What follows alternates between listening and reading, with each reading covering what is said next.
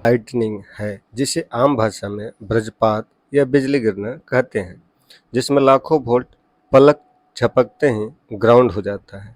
इससे बचने के लिए बिहार और उड़ीसा की सरकार तार का पेड़ खेतों में लगवाने का अभियान चला रही है। जहाँ पे बिजली गिरती है उस चीज को निस्तनाबूद कर देती है। ऐसे में आपदाएं दो प्रकार की होती हैं। प्राकृतिक आपदा जिसमें बाढ़, सुखाड़, भूकंप, सुनामी जैसी घटनाएं घटित होती हैं, और मैन मेड आपदा जिसमें train, plane accident, landslide, bridge collapse, भीड़ में भगदड़ के साथ मौत की घटनाएं घटित होती हैं। इसमें कुछ प्राकृतिक आपदाएं मानव निर्मित ही होती हैं, क्योंकि मानव विकास के परिणाम के रूप में सामने आती है, जिसमें लैंडस्लाइड और रुद्रप्रयाग एवं बद्रीनाथ में जमीन का धंसना प्रमुख रूप से शामिल है। आजकल पब्लिक जाए तो जाए कहाँ? प्लेन से जाने पे एयरपोर्ट का छत गिर जाने का डर, ट्रेन से जाने पे बालासोर जैसे ट्रेन एक्सीडेंट का डर, रोड से जाने पे पुल नदी में बह जाने का डर, पढ़ाई करने पर पेपर लीक होने का डर, अंत में सब छोड़ सत्संग में जाने पर भगदड़ से मौत का डर।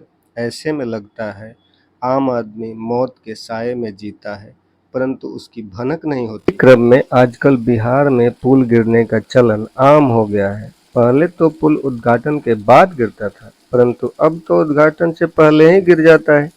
बिहार के सुल्तानगंज में एक निर्माणाधीन सड़क पुल का एक हिस्सा अप्रैल 2022 को गिर गया। पुल गिरने का स्पष्टीकरण में एक आईएएस अधिकारी ने जवाब दिया कि पुल तेज हवा और धूप के कारण गिर गया, जिसमें एक मजदूर के दबने से मौत हो गया था और 10 से ज़्यादा घायल हो गए थे। ऐसे में बिहार सरकार के खजाने पे बहुत बोझ पड़ता है, जिसका खर्च की भरपाई आम जनता से की जाती है। ये वही पुल है जिसका एक हिस्सा हवा से गिर गया था। पिछले साल जून 2023 का में गंगा नदी पर भागलपुर के सुल्तानगंज में 1710 करोड़ की लागत से बन रहा पुल ताश के पत्तों की तरह गंगा नदी की तेज बहाव में बह गया था। उस समय बिहार में जेडीयू और आरजेडी की सरकार थी। ऐसा लग रहा है इस वर्ष बिहार में पुल मरम्मत के अभाव में खुदकुशी कर रहे हैं, क्योंकि पिछले 15 दिनों में 12 से ज़्यादा पुल गिर गया है। इस संबंध में स्थानीय निवासी का क्या मत है, जानते हैं। पुल का शिलान्यास सर 2003 में हुआ था। उसके बाद ये 2004 में इसका उद्घाटन हुआ था और 2024 में ये पुल गिर गया नीचे। सर इसमें कुछ ना कुछ तो गड़बड़ी है सर, धांधली है सर, इसमें इसकी जांच होना चाहिए।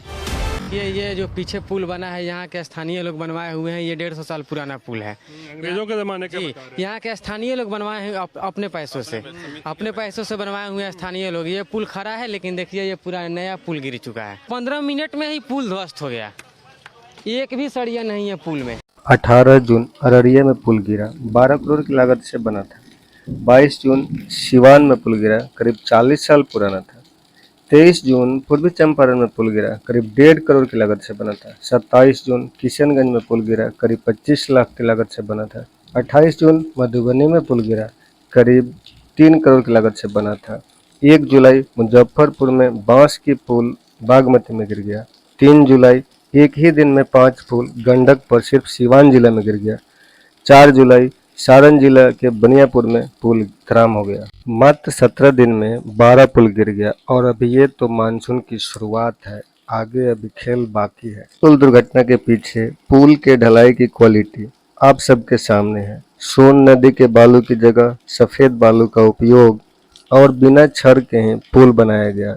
जब बारिश हुआ तो नदी का बालू नदी में बहने लगा, देखते ही देखते पुल नदी में समाहित हो गया। से सड़क, पुल या एयरपोर्ट के छत गिरने पर सरकार घायलों और मृतकों के नाम मुआवजे की घोषणा करती है। साथ ही एक इंक्वायरी कमेटी भी गठित करती है और संबंधित कंपनी को ब्लैकलिस्ट कर देती है। कंपनी का मालिक पुनः दूसरे नाम से कंपनी खोलता है और पुनः निर्माण का ठेका सरकार से पुनः प्राप्त कर लेता है, और आगे चलकर एक और पुल कोलैप्स होने की घटना सामने आती है। इसी तरह चूहे बिल्ली का खेल चलते रहता है। जय हिंद दोस्तों, please like, share and subscribe.